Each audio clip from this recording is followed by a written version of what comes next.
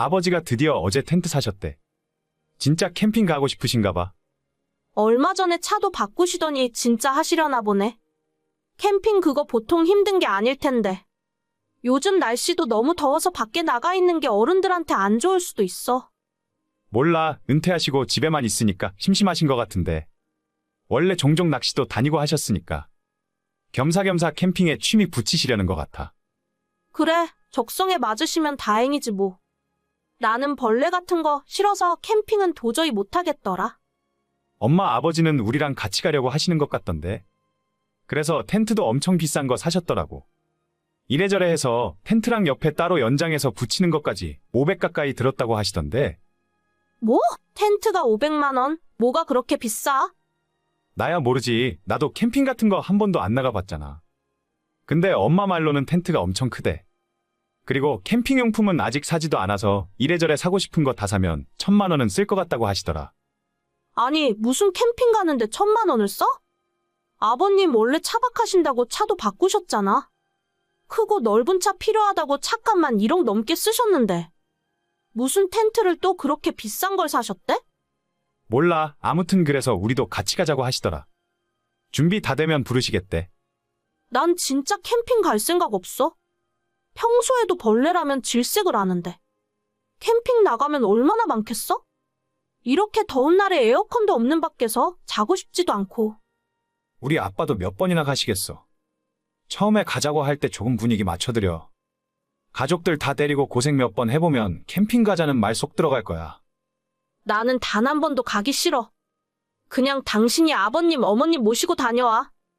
이 더운 날에 제대로 씻지도 못하고 밖에서 잔다고 상상만 해도 너무 찝찝하고 힘들 것 같은데. 그리고 텐트 하나에서 어떻게 시부모님이랑 우리가 다 같이 자?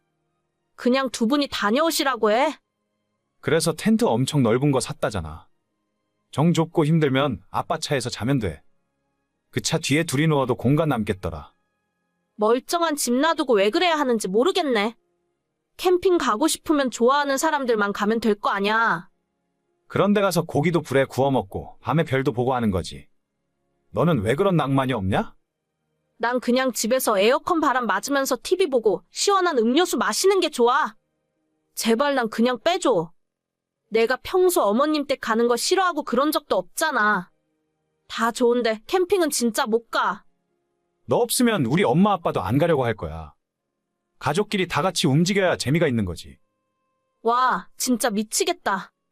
나 진짜 싫은데. 작년에 저희 시아버지가 조금 일찍 퇴직하셨어요. 정년까지 몇 년 남았지만 모아둔 재산도 있고 본인들 생각에 이 정도면 됐다고 생각을 하셨는지 일찌감치 은퇴를 하셨습니다. 저나 남편이나 양가 부모님 재산을 탐할 필요도 없기 때문에 일찍 은퇴하시고 본인 인생 사시는 것도 괜찮겠다 생각했어요. 문제는 아버님, 어머님이 올해 들어 캠핑에 빠지셨다는 점입니다. 차박을 하겠다면서 멀쩡히 타고 다니던 차를 커다란 SUV로 바꾸시더니 캠핑카를 사내 만에 하시다가 결국 텐트랑 용품을 많이 사셨습니다.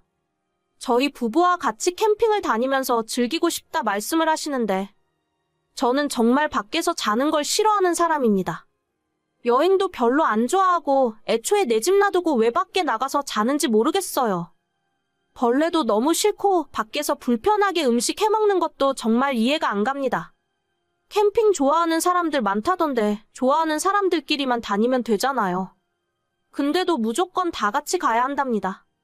덕분에 며칠 후 억지로 토요일에 끌려나갔고 캠핑장 도착하니 그날 최고 기온이 34도를 찍고 있더라고요. 남편이랑 시아버지 텐트를 치고 저랑 시어머니가 테이블 의자 같은 걸 설치하면서 잡일을 하고 있었는데 너무 더워서 머리가 핑핑 돌 지경이었어요. 이 날씨에 이러고 있는 게 진짜 맞나 싶었습니다. 캠핑 나왔으니 숯불에 고기 구워 먹어야 한다며 아직 해가 떨어지지도 않은 6시부터 불 피우고 난리를 쳤어요. 아무리 어머님, 아버님 옆에 계신다 해도 표정 관리하기가 너무 힘들더라고요. 하루 종일 땀 뻘뻘 흘렸는데 캠핑장에 있는 샤워장에서 씻기가 조금 좋지 않은 환경이라 간단하게 세수만 하고 잠을 자려 하는데 찝찝하고 끈적거리고 나름 바람 한 점 안 불어서 덥고 미치겠더라고요. 그렇게 고생을 하고 집에 돌아오니 다음날 남편이 화가 잔뜩 난 겁니다. 아니, 왜 하루 종일 아무 말도 없어? 그리고 나한테 나간다고 말도 안 하고 어딜 간 건데? 그냥 친구 만나러 나왔어. 답답해서 집에 있기 싫어서. 대체 뭐가 그렇게 기분이 나쁜 거야? 난 당신이 화가 난 이유를 짐작도 못하겠어. 너는 진짜 이기적이야. 덥고 힘들고 기분 좀 나쁠 수 있는데 그걸 그렇게 티를 내야겠어? 내가 언제 티를 냈다고 그래? 어머님, 아버님한테 끝까지 웃으면서 즐거웠다고 말씀드렸고, 어제도 음식 준비며 불 앞에서 삼겹살 굽는 것도 내가 다 구웠잖아. 너는 아닐지 몰라도 난 중간에서 엄마 아빠 눈치 보랴, 너 눈치 보랴 진짜 힘들었어. 어차피 가기로 한 거 좀 즐겁게 놀다가 오면 안 되는 거냐? 즐겁지 않은데 어떻게 즐겁게 놀아? 난 진짜 그 상황에서 최선을 다한 거라니까? 그냥 날 빼고 당신이랑 어머님, 아버님 갔다 오면 되잖아. 양가 부모님들 서운하지 않게 조금 신경 쓰자는 게 그리 어려워? 나는 장인 장모님이 뭐 하자고 하면 절대 그렇게 안 할 것 같은데. 아니, 우리 아빠가 당신이랑 뭐 같이 하자고 한 거 있어? 엄마도 아빠도 사위 불편해하는 거 아는데 같이 하긴 뭘 같이 해? 나는 정말 언제든 부르면 달려갈 준비되어 있어. 집안 어른들한테 이 정도는 해야 하는 거 아니야? 내가 어려운 부탁하는 건 아니잖아. 진짜야? 당신 우리 아빠가 하자는 거 다 한다고 했어? 나중에 딴소리 하지 마. 내가 당신 같은 줄 알아? 다음 캠핑 조만간 또 가자고 하시니까 준비하고 있어. 저희 아빠는 골프나 낚시 같은 취미는 없으세요. 예전부터 혼자 다니는 거 좋아하셨기 때문에 특별히 저나 엄마한테 같이 다니자고 하시지도 않았어요. 남편이 아직 저희 아빠를 잘 몰라서 저런 소리를 하고 있는 것 같아 제가 특별히 아빠한테 부탁해 주말마다 끌고 다니게 만들었습니다. 여보, 나 내일은 도저히 못 갈 것 같아. 장인어른한테 말씀 좀 잘 드려줘. 뭐야, 벌써 끝났어? 우리 아빠가 당신 때문에 오늘 절반도 못 뛰었대. 사위가 체력이 너무 없는 것 같다고 주말마다 같이 운동해야겠다고 하시더라. 아니, 이렇게 뛰면 진짜 죽을지도 몰라. 오늘 10km 넘게 뛰었어. 우리 아빠는 매일 아침 출근 전에 20km씩 뛰어. 당신 데리고 내년에 마라톤 나가고 싶으시대. 잘 됐네. 결혼하고 계속 살찌는 것 같더니.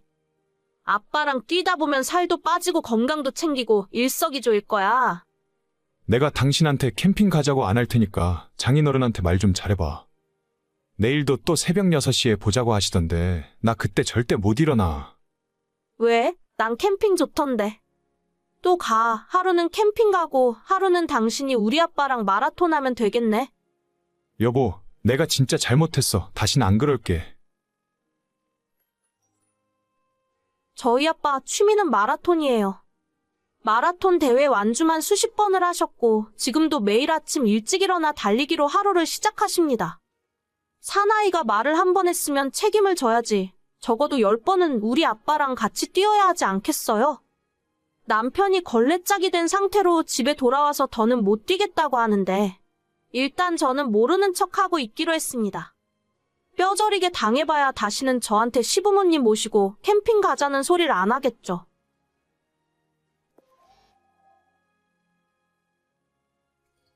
오늘 불금인데 뭐해? 퇴근하고 남자들 꼬셔서 술 마시러 가자. 모처럼 친구들도 다 부르고 클럽 가서 양주도 한 병 시켜서 놀자. 아, 미안한데 난 오늘은 못 갈 것 같아. 일찍 집에 들어가서 해야 할 일이 있어서. 너는 맨날 술 먹고 놀자고 하면 도망치더라?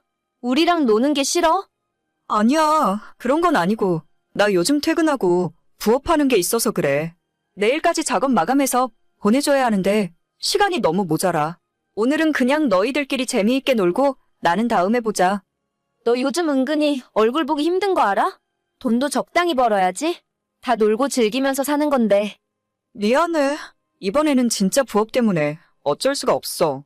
재미있게 놀고 다음에 내가 맛있는 거 사줄게. 알겠어. 이번에 그럼 나한테 빚 하나 진 거다? 열심히 일해. 나는 오늘 밤 남자 하나 제대로 꼬셔야지. 재미있게 잘 놀고 와. 술 적당히 마시고. 저는 올해로 28살이고 아직 결혼은 하지 않았어요. 2년째 연애하는 남자친구가 있긴 한데 장거리 연애라서 일주일에 한 번 얼굴 보기 힘듭니다. 저희 집이 옛날부터 정말 가난하게 살았기 때문에 제가 사회생활하면서 돈에 대한 집착이 남달랐던 것 같아요. 특히나 제 명의로 된 집을 너무나도 갖고 싶었고 회사에서 받는 250만 원 정도 하는 월급으로는 내 집 마련은 턱도 없었기 때문에 휴일과 밤늦게까지 부업을 하며 돈을 더 벌었습니다. 제 또래 친구들은 다들 한참 남자 만나서 놀러 다니고 해외여행 다니고 있을 때 저는 혼자 방구석에서 한 푼이라도 더 벌기 위해 아등바등 살았어요.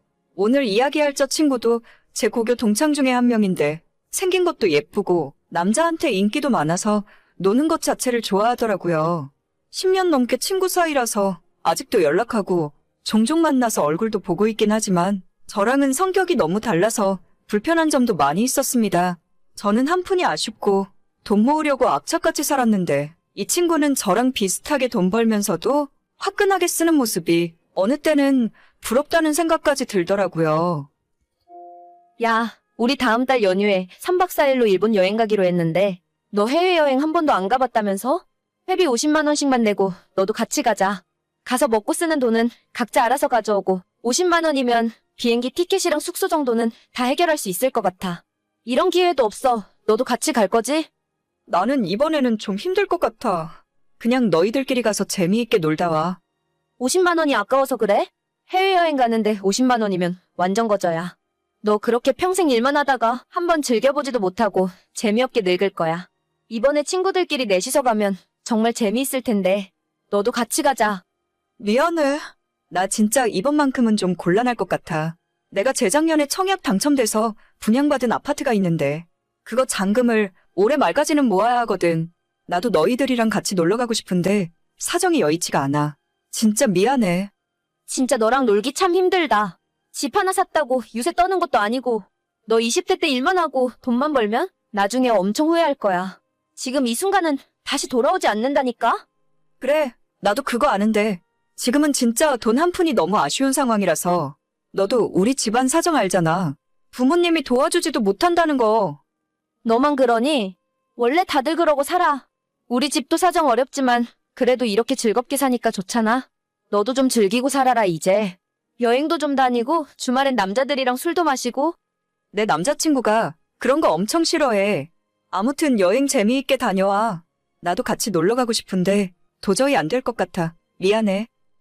저는 친구들 놀러 다니고 해외여행 다닐 때마다 이 핑계 저 핑계 대면서 가지 않았어요. 정확하게 이야기하면 가지 못했다는 말이 맞는 것 같네요. 나중에 제가 결혼할 때도 집에서 한 푼 보태줄 수 있는 환경도 아니라서 제 스스로 열심히 살지 않으면 도저히 아무것도 해결되지 않는 상황이었으니까요. 평생 집 한 채 못 살지도 모른다는 불안감에 부동산 공부도 열심히 하고 좋은 기회가 있을 때마다 청약도 열심히 넣었습니다. 운이 좋게도 2년 전 33평짜리 아파트 청약에 성공해서 모아둔 돈으로 계약금도 내고 이제는 잔금 치르기 위해서 열심히 돈 모으고 있었죠.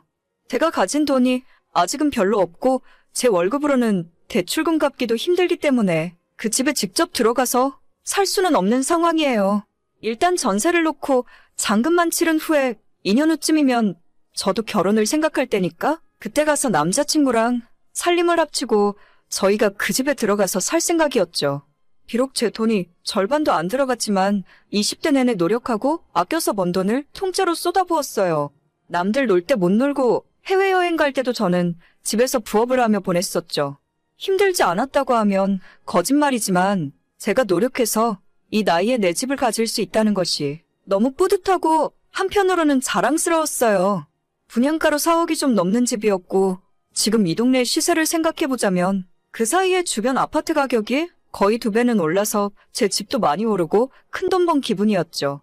제가 평생 모아도 이런 돈을 모을 수 있을지 없을지도 모르고 누군가에게 자랑하고 싶었지만 괜히 잘난 척 한다는 소리나 들을 것 같아서 저 혼자만 알고 조용히 지내고 있었습니다. 그런데 얼마 전 저 친구에게서 뜻밖의 소식이 들려왔어요. 은지야, 나 어떡하지? 내가 이 나이에 벌써 결혼해야 할 것 같아. 갑자기? 그게 무슨 소리야? 너 결혼 생각하면서 진지하게 만나던 남자는 없었잖아. 30 전까지는 인생 즐기기로 한 거 아니었어? 그랬는데 지난달에 술집에서 남자들이랑 헌팅을 했는데 그때 만난 놈이랑 완전 필름이 끊겨버려서 실수한 것 같아. 집에서 어떤 놈이냐고 결혼하라고 난리야. 아휴, 어쩌면 좋아. 너는 결혼할 마음은 있는 거야? 잘 모르겠어. 그런데 애가 생겼으니 어떻게 하겠니? 너도 우리 부모님 성격 대충 알잖아. 나는 너가 우리 친구들 중에 가장 늦게 시집갈 거라 생각했는데 어쩌다 보니 가장 빨리 시집가게 생겼구나. 아무튼 축하해. 아이까지 생겼으니 배 부르기 전에 빨리 결혼식부터 올려야지. 내가 뭐 도와줄 건 없고? 그래서 말인데, 친구야. 너 이번에 새 아파트 분양받았다고 했잖아. 그거 올해 말에 입주라고 했나? 그렇긴 한데 왜? 우리가 둘 다 가진 돈이 별로 없어. 당장 신혼집부터 얻어야 하는데 내가 부모님한테 이야기하면 어떻게 1,000만 원까지는 만들어 볼 수 있을 것 같고 남자친구는 가진 돈 탈탈 털어도 2,000뿐이래. 너가 그 집을 싸게 월세로 주면 안 될까? 싸게? 그런데 나 그 집 전세 놓을 생각이었는데 내가 가진 돈이 부족해서 전세금을 받아야 나머지 집값이 해결되거든. 너가 대출 좀 받고 우리가 대출금 이자 내주는 정도로는 안 될까? 우리도 가진 돈이 딱 3,000뿐인데 2,000으로는 혼수라도 맞추고 살아야지. 보증금 1,000만 원에 월세로 50만 원씩 줄게. 보증금을 아예 안 받을 수 있으면 더 좋고. 근데 그건 좀 힘들 것 같은데? 주변 아파트들 시세가 있으니까 아무리 싸게 해준다고 해도 거기까지는 내 능력 밖이야. 다른 집을 찾아보는 게 어때? 내가 이 돈 들고 어디로 가? 반지하 월세방이라도 찾아보라는 거야, 뭐야? 나 결혼하고 나면 애가 있어서 일도 못하는데 남편 혼자 돈 벌어서 월세로 50만 원까지 주면 아기 분유값도 없어. 넌 어떻게 된 애가 친구끼리 그렇게 매정하니? 기분 나빴다면 미안해. 근데 내가 방금 부동산에 전화해서 물어보니까 주변 아파트 시세가 보증금 1억에 월세 100만 원 정도는 받는다더라. 아마 당장 내놔도 5천에 150은 받을 수 있을 거라는데 나는 좀 힘들 것 같아. 너도 다른 방법을 찾아봐. 너 옛날부터 그렇게 돈돈거리더니 친구끼리 정말 너무한다. 너는 내가 어떻게 되건 아무 상관도 없니? 애까지 있는 상황에서 어떻게 친구 부탁을 매몰차게 거절할 수 있어? 진짜 다시 봤다. 너를 친구로 생각했던 내가 바보였어. 아니, 나도 자선봉사하는 사람도 아니고 멀쩡한 내 집을 왜 너한테 싸게 줘야 하는데? 너 술 먹고 해외여행 다니고 놀 때 나는 집에서 새벽까지 부업하면서 살았어. 악착같이 살아서 이제 겨우 내 집 마련한 건데 내가 왜 너한테 미안해해야 돼? 돈 없으면 반지하를 살던 원룸에서 살던 고생하면서 사는 게 당연한 거야. 너 진짜 무서운 애구나? 알았어. 우리 친구들한테도 방금 너가 했던 이야기 그대로 다 전해줄게. 내 결혼식 안 와도 돼. 앞으로 보는 일 없었으면 좋겠다. 얘기를 하던지 말던지 마음대로 해. 그리고 제 친구는 정말로 같이 연락하고 지내던 동창들에게 저희 두 사람의 대화 내용을 그대로 보여줬다 하더라고요. 친구는 저를 포함해서 모두 4명인데 그 중에 한 친구는 저보고 친구끼리 너무한다면서 앞으로 연락하지 말자고 했고 다른 한 친구는 제가 잘못한 거 하나도 없고 오히려 잘했다고 하더라고요. 한 가지 웃긴 건 친구끼리 너무한다고 저를 욕하던 친구 역시 속도 위반을 한 그 친구처럼 매일 술이나 먹고 놀러 다니는 친구였고 저를 이해한다는 다른 한 친구는 대기업 다니면서 열심히 살고 자기 앞가림을 확실하게 하는 친구였어요. 친하게 지내던 4명의 친구가 이번 일을 계기로 둘둘 나뉘게 되었지만 저는 하나도 슬프거나 아쉽다는 생각이 들진 않네요. 인생이 어떻게 흘러갈지 모르니 나중에 누가 더 잘 살게 될지는 몰라도 일단 지금 가장 불행한 사람은 속도 위반하고 대책도 없는 그 친구가 될 것 같습니다. 그러게 돈 좀 열심히 모으고 살지 그렇게 술 먹고 놀러 다니더니 벌 받는 거라 생각해요. 저라고 놀 줄 몰라서 미련하게 그러고 살았겠습니까? 세상 똑똑한 척 잘 나가는 척은 혼자 다 하더니 앞으로 펑펑 울릴 만 남았겠네요. 오늘의 사연은 여기까지입니다. 구독과 좋아요, 알림 설정은 많은 힘이 됩니다. 다들 행복하시고 좋은 하루 되세요.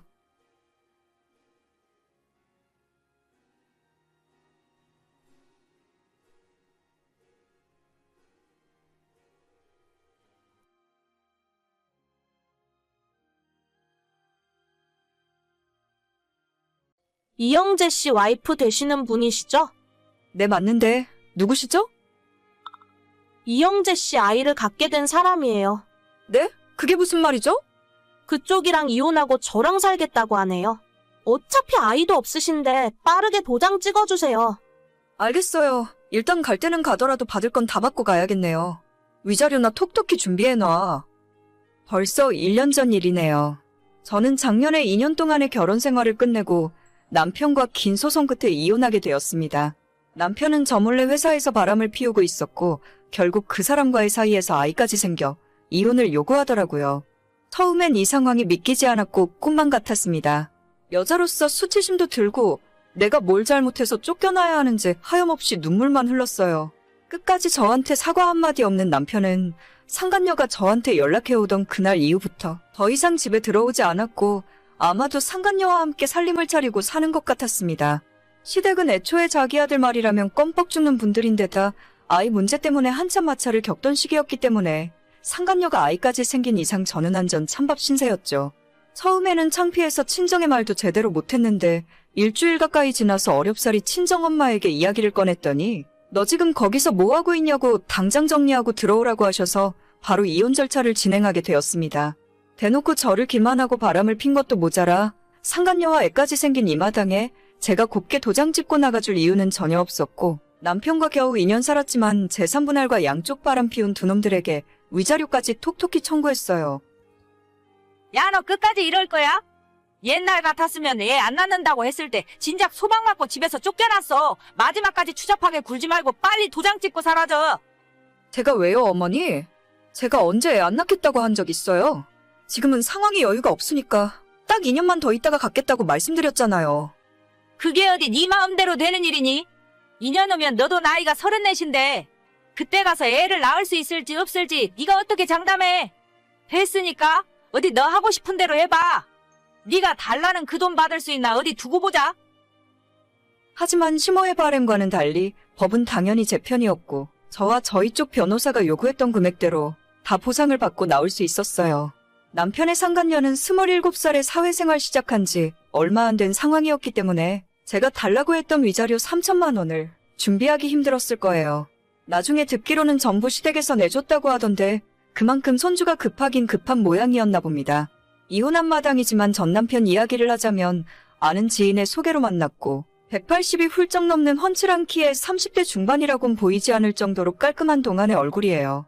성격도 조용하고 술, 담배도 즐기지 않아서 남편으론 딱이다 생각해서 결혼까지 하게 됐었죠. 하지만 결혼하고 나니 남편의 성격이 완전 마마보이인데다가 시어머니의 괴팍한 성격은 정말이지 숨도 못 쉬게 저를 괴롭히고 압박을 하더라고요. 시모는 완전 생각 자체가 옛날 분이라서 며느리는 이 집안의 종이라고 생각하시는 분이고 시어머니 말씀은 하늘이고 저는 남편과 시댁에 납작 엎드려야 하는 사람이라고 하셨습니다. 그런 집안에서 유일한 아들로 온 식구들의 관심을 독차지하면서 자랐던 남편은 모든 주변 사람들이 자기한테 잘해주는 것을 당연하게 여기고 고마워할 줄도 모르는 사람이었죠. 결혼 생활 자체가 너무 힘들어서 포기하고 싶었지만 남편을 사랑하는 마음 하나로 2년이나 버티고 살았습니다. 참고로 그 와중에 6개월 정도는 시어머니가 교통사고를 당하셔서 허리랑 다리를 수술하시는 바람에 제가 그 병수발까지 다 들었어요. 물론 저는 전업주부도 아니었고 회사 다닐 거 다 다니면서 제 시간 쪼개서 시어머니 병원을 오가며 수발을 들었습니다. 제 결혼 생활 막판에는 왜 빨리 손자 낳아주지 않냐고 어찌나 난리를 피우던지 지금 애 낳기엔 집안 형편이 안 될 것 같아서 딱 2년만 미루겠다고 하던 사이에 남편이 밖에서 사고를 치는 바람에 일사천리로 이혼까지 가게 된 상황이었죠.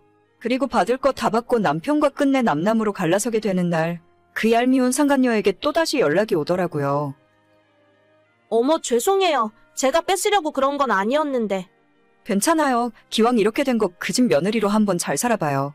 저는 받을 돈 다 받고 나가니까 새 출발하면 그만이죠. 그래요. 큰 돈 벌어서 좋으시겠어요. 저 같으면 쪽팔려서 돈 달라 소리도 못했을 것 같은데. 쪽팔릴 게 있나요? 돈은 받고 나가야지. 아무튼 그 집에서 며느리로 사는 게 생각만큼 쉽진 않을 거예요.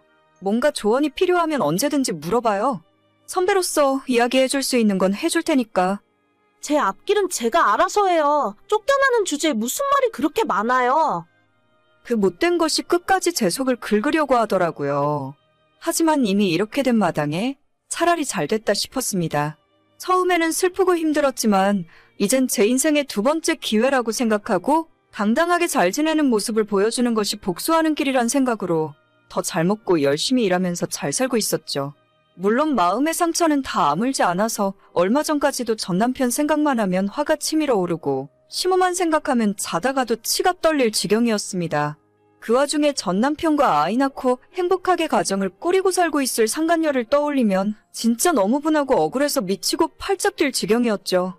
시간이 지날수록 점점 더 잊혀지고 제 현실에 집중하게 되면서 나아졌지만 그래도 마음 한구석에는 내가 문제였을까 하는 생각이 들면서 우울해지곤 했어요. 하지만 얼마 전에 뜻밖의 연락을 받고 그 뒤로부터는 두 다리를 쭉 뻗고 편하게 자고 있습니다.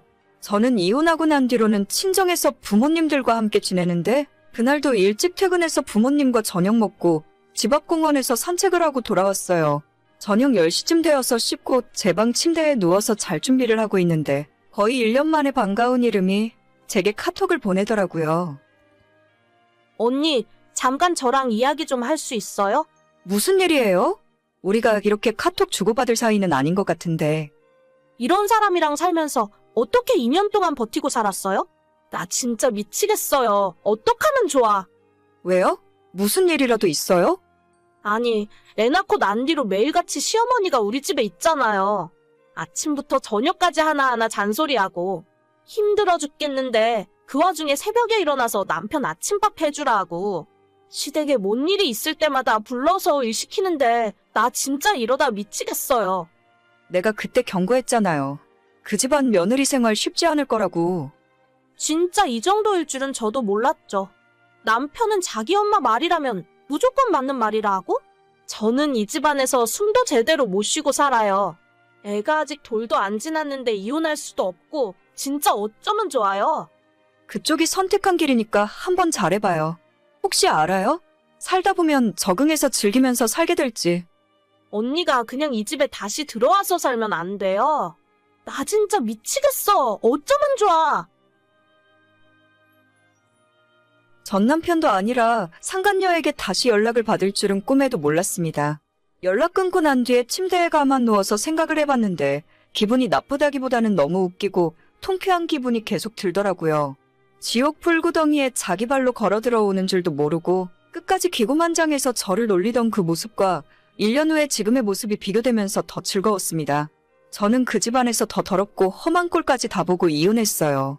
2년 동안 시집살이 당할 만큼 당하고 심호수발 남편 수발 다 들면서도 제 몫의 일을 해야 했기 때문에 사회생활하며 돈까지 벌어와야 했었죠. 하지만 지금 그 상간녀는 결혼하고 난 뒤로는 애 낳고 집에서 살림하고 있다 하거든요. 그러면 아직 매운맛을 제대로 보기도 전이라 생각합니다. 저야 애라도 없었으니 빨리 탈출이라도 할 수 있었지. 걔는 갓난아이를 두고서 지가 어떻게 할 수 있겠어요? 가만히 생각해보니 이제는 상간녀에 대한 원망보다는 불쌍하고 측은한 마음이 더 들면서 자기가 뿌린 대로 거둔다는 말이 딱 생각나더라고요. 그쪽 시어머니 성격에 절대 가만 안 놔두고 아침부터 저녁까지 들들 볶을 텐데 애를 봐서라도 마냥 참고 살아야지 이제 와서 다른 방법이 있는 것도 아니잖아요. 남편은 제가 살아봐서 아는데 절대 시어머니 사이에서 아내 편을 들어줄 놈이 아닙니다. 오히려 자기 엄마 말이 맞다면서 더 염장을 지르는 타입이죠.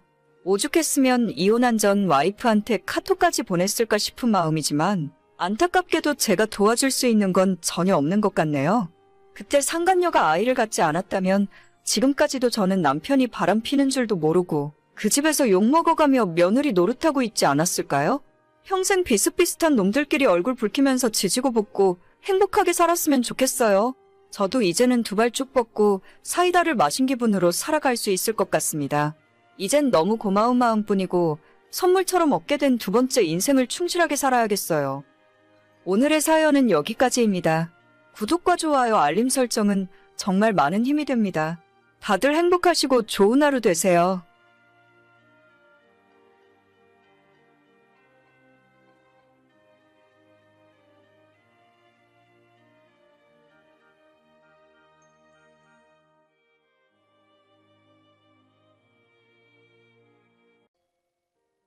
여보, 이번 주부터 야간이지? 진짜 야간 좀 안 했으면 좋겠다. 얼굴 보기도 힘들고 당신 야간 들어갈 때마다 걱정돼. 하루 이틀 한 것도 아니고 벌써 10년 넘게 이렇게 살았는데 뭐. 그래도 예전에는 한 달에 2번 2교대로 들어갔었는데 요즘은 3주에 한 번 들어가면 되니까 좀 낫잖아. 안 그래도 낮에 더워서 일하기 힘든데 차라리 밤에 출근하는 게 나은 점도 있어. 그래도 밤새서 일하는 게 쉬운 일도 아니잖아. 새벽엔 회사 식당도 운영 안 한다며. 밤에 일하는 사람 밥이라도 잘 챙겨 먹이지 좀. 도시락 잘 나오니까 걱정하지 마. 그리고 나 혼자 일하는 것도 아니잖아. 당신도 같이 고생하는데 왜 나만 일하는 것처럼 말해? 괜찮아. 아직 젊고 지금 열심히 해야지. 난 당신이 하다못해 야간 근무라도 안 들어갔으면 좋겠어. 부장은 달아야 야간 안 들어간다고 했나? 부장 언제 달아? 아직 과장도 못 달았는데 무슨 부장이야. 앞으로 10년은 더 걸릴 거야. 나는 정말 괜찮으니까 밤에 편하게 당신 좋아하는 드라마 보다가 일찍 자. 청소랑 빨래는 내일 아침에 퇴근하면 내가 할 테니까 걱정하지 말고. 에이, 내가 어떻게 그래. 반찬 좀 만들어서 냉장고에 넣어둘게. 퇴근하면 먹고 도시락통에 담아놓은 건 내일 저녁 출근할 때 가져가. 회사에서 사주는 도시락이 아무래도 부실할 거 아니야? 당신 좋아하는 고기 반찬이라도 좀 더 해놔야겠다. 그럼 나야 좋지. 당신은 집에 도착했어? 나도 이제 일하러 가봐야 해. 이따 연락할 테니까 당신도 푹 쉬다가 자기 전에 연락해. 전화는 못 받을 수도 있어. 알겠어. 고생하고 힘들면 일찍 퇴근한다고 해. 내가 애도 아니고 아무튼 이따 연락할게. 저와 남편은 작년 봄에 결혼했어요. 저는 평범한 사무직 직장을 다니고 있는데 남편은 설비 관리하는 일을 하느라 야간 근무를 종종 서야 합니다. 스케줄 따라 돌아가는 근무라서 3주마다 한 번씩 야간에 일을 해야 하는데 그 일주일 동안 남편 얼굴도 거의 못 보고 낮밤이 바뀌니 힘들어하는 모습을 많이 보게 되었습니다. 돈을 조금 덜 벌더라도 낮에 일하는 일을 하면서 같이 지내고 싶은데 남편 생각에는 벌이가 너무 차이 나니까 지금 다니는 회사를 그만두고 싶은 마음이 전혀 없는 것 같아요. 그래도 다행히 우리 부부가 서로 사이가 좋고 상대방 일을 존중해주고 있기 때문에 지금까지 별다른 문제는 없었습니다. 근데 저와 남편은 각자 하는 일을 존중하고 있는데 문제는 시어머니예요. 시어머니가 자꾸 자기 아들만 고생하고 저는 속 편하게 놀고 먹는 줄로만 아시더라고요. 너 뭐하니? 이 시간에 벌써 자는 건 아니지? 네, 방금 저녁 먹고 씻었어요. TV 보다가 일찍 자려고요. 아니, 시간이 몇인데 벌써 자? 남편은 밤새 일하고 있는데 너는 혼자서 너무 속편한 거 아니니? 아니요, 어머님. 지금 벌써 11시가 다 되어 가는데. 그럼 제가 이 시간에 뭘 하겠어요? 저도 낮에 일하고 집에 돌아와서 내일 또 출근 준비를 해야 하잖아요. 너는 에어컨 빵빵 나오는 시원한 곳에서 편하게 앉아서 일하잖아. 내 아들은 현장 다니면서 땀 뻘뻘 흘리고 일하는데 어떻게 너랑 같니? 남편이 저보다 힘들게 일하는 건 알아요. 그치만 그렇다고 제가 출근해서 놀고 먹는 건 아니잖아요. 저도 제 나름대로 도와주고 있고 저희끼리는 사이좋게 잘 지내고 있는데 왜 그러세요? 나는 너희 시아버지 늦게 집에 들어오는 날에는 잠도 안 자고 오매불망 기다렸어. 아무리 세상이 변해도 서방이 밤새 나가서 돈 벌어오는데 두 발 뻗고 잘 수 있는 건지 나는 잘 모르겠다. 어머님은 집에서 살림하셨잖아요. 저는 내일 아침에 일어나서 출근해야 한다니까요. 남편 퇴근하고 집에 들어오면 8시 반인데 저는 7시 반이면 준비하고 나가야 돼요. 서로 얼굴도 못 마주쳐요. 그래도 마음이 그렇다는 거지. 너무 신경 안 쓰는 것 같아서 내가 다 서운하고 그러네. 내 아들 걱정은 나만 하는 거니? 저도 걱정돼요. 아까 집에 와서 내일 아침에 남편 퇴근하면 밥 먹을 수 있게 반찬 준비도 다 해놨어요. 저도 어머님 못지않게 남편이 밤에 일하는 거 싫어요. 그런 애가 지금 TV가 눈에 들어와? 어휴, 내가 다 속상하다 정말. 나는 내 아들 지금도 잠 못 자고 고생할 거 생각하면 애가 타는데. 그렇다고 해서 어머님이 뭔가 해줄 수 있는 일은 없잖아요. 남편도 애가 아니고 나이가 37인데 자기 일은 자기가 책임지고 하는 거죠. 모르겠어요. 저도 걱정되긴 하는데 어머님처럼 그렇진 않나 봐요. 내일 출근해야 해서 일찍 자야겠어요. 완전히 남 일처럼 이야기하네. 내 아들 불쌍해서 어째? 어머님은 남편이 야간 근무만 들어갔다 하면 하루가 멀다 하고 제게 전화를 해서 너는 뭐하니? 너희 남편은 힘들게 일하는데 속 편하게 놀고 있냐는 식으로 말씀을 하셨습니다. 남편이 똑같이 저랑 낮에 일을 할 때는 아무런 말씀도 없으세요. 그런데 야간 근무만 들어갔다 하면 저렇게 병이 도지십니다. 처음에는 자식이 힘들게 일하는 걸 보는 부모 마음이 저렇겠구나 싶어서 나름대로 공감도 해보려 했고 어머님을 이해해보려 노력도 했었는데 저런 말을 매번 들으니 너무 스트레스 받고 짜증나더라고요. 어머님이야 평생 집에서 살림만 하고 나가서 일 한번 해본 적 없는 분이신데 저는 남편이랑 똑같이 맞벌이 하면서 살고 있잖아요. 그런데도 마치 집에서 팔자 좋게 노는 사람처럼 이야기하시니까 정말 짜증나고 스트레스를 받았습니다. 성은이 오늘 출근했니? 왜 전화를 안 받아? 네, 출근했어요. 지금 한참 일하고 있겠죠. 원래 현장 있을 때는 핸드폰 사용 못 하잖아요. 아니, 무슨 놈의 회사가 핸드폰도 못 쓰게 해? 우리 아들 27부터 그 회사에 청춘 다 바쳤다. 너도 알지? 내 아들이 얼마나 고생하면서 살았는지. 아, 네, 알죠. 어머님, 지금 시간이 너무 늦었어요. 12시가 넘었으니까 그만하시고 주무세요. 아침에 남편 퇴근하면 어머님한테 전화하라고 문자 남길게요. 너는 벌써 잔다고? 아이고, 남편 밤새 일하고 돈 벌어오는데 잠이 오나 보네?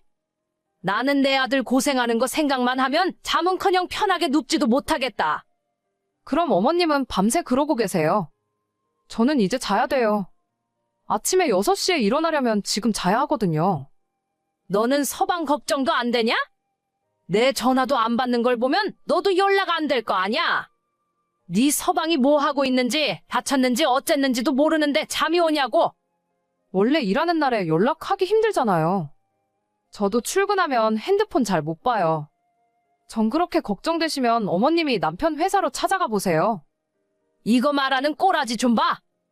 너는 어째 애가 그리 목석 같니? 저런 것도 마누라라고 뼈 빠지게 일해서 먹여 살리고 있는 내 아들이 불쌍하다. 그렇게 불쌍하면 어머님이 다시 데려가세요. 진짜 듣자 하니 열받아서 못 듣고 있겠네요.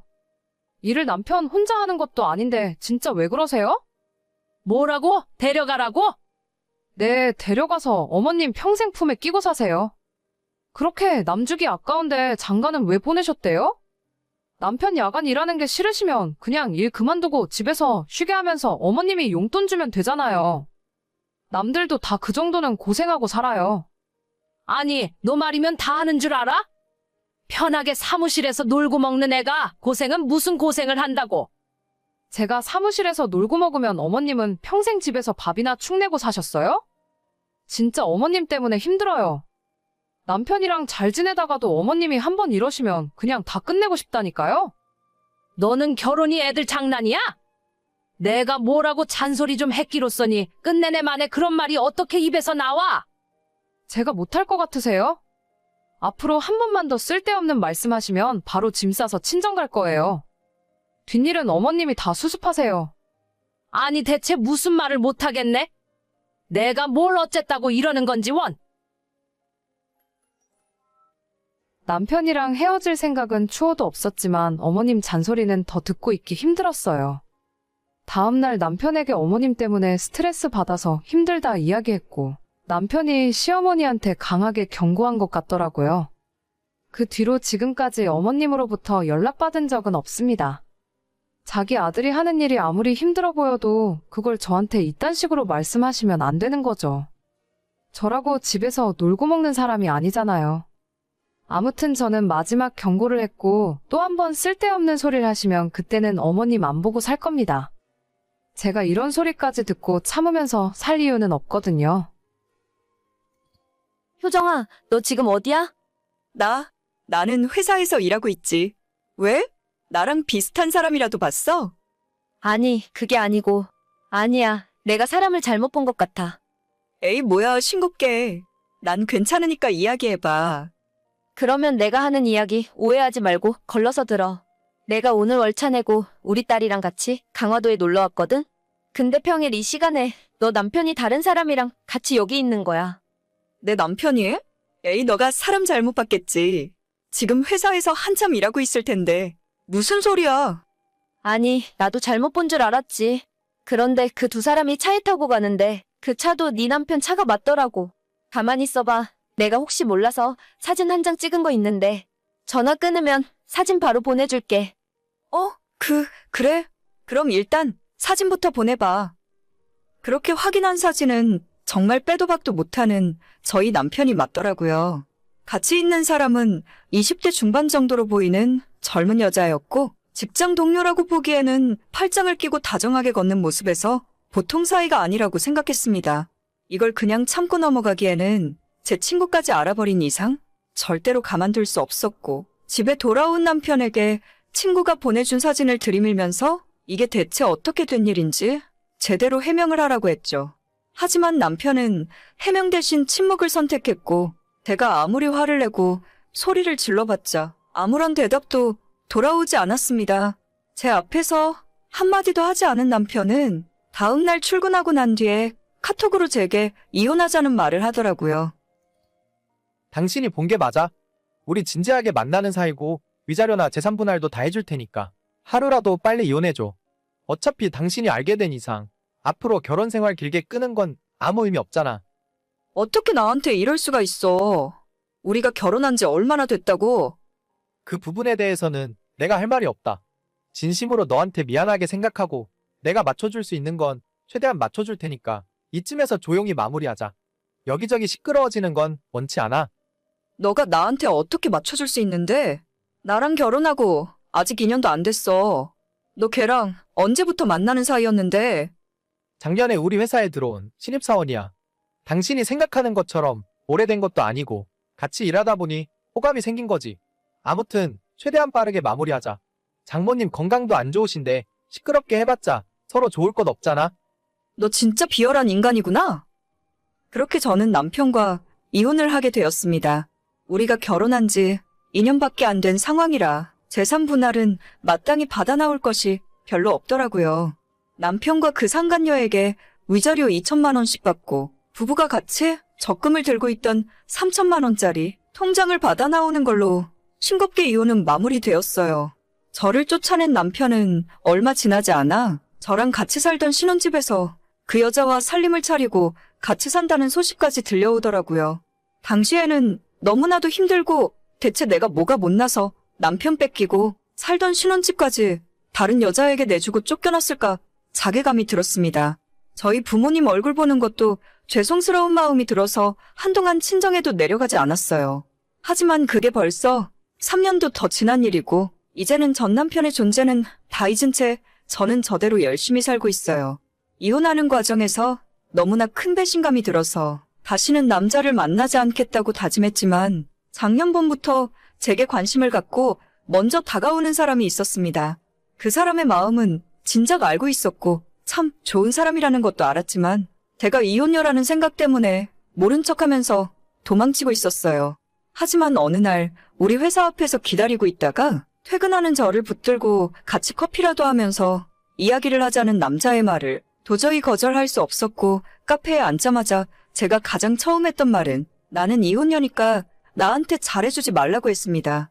실망하고 떠날 줄 알았던 남자는 요즘 이혼 한 번 한 것이 무슨 흠이 되냐면서 오히려 괜찮다고 저를 위로해 주었어요. 그 뒤로 종종 만나서 밥도 먹고 데이트를 하다가 저도 모르는 사이에 사귀고 있더라고요.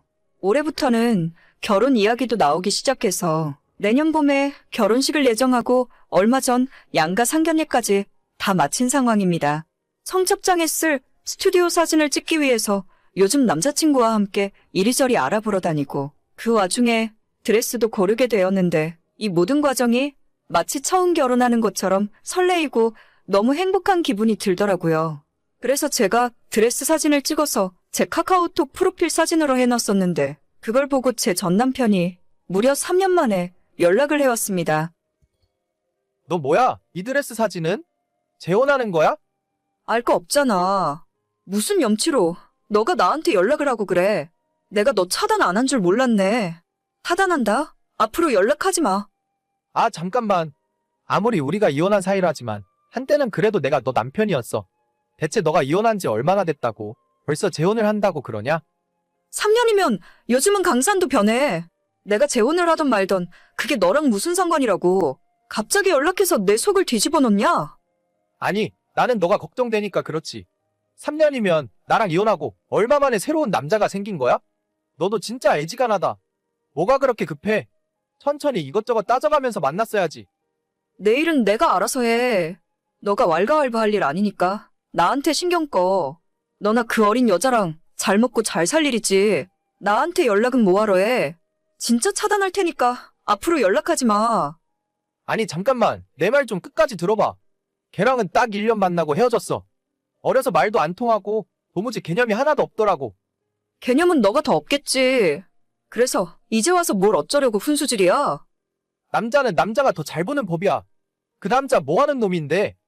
몇 살이야? 나보다 1살 어려. 연하야?